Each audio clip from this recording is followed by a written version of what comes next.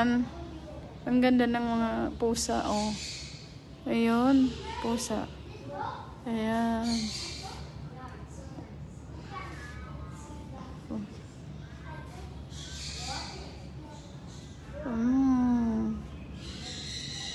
So, mga lalaki nila. O yan, natutulog sa loob ng ano, tapos dito, ang laki. Tapos, ayun pa, oh.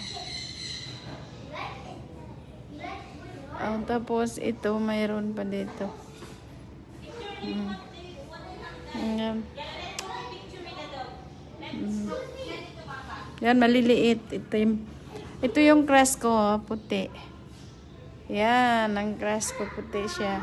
So, natutulog yung kasama niya sa anuan. Tapos ito, magkakapatid.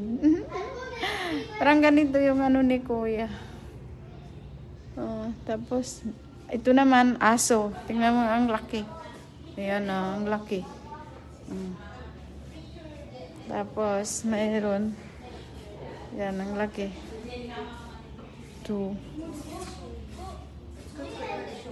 Ayun, ang liit-liit, oh.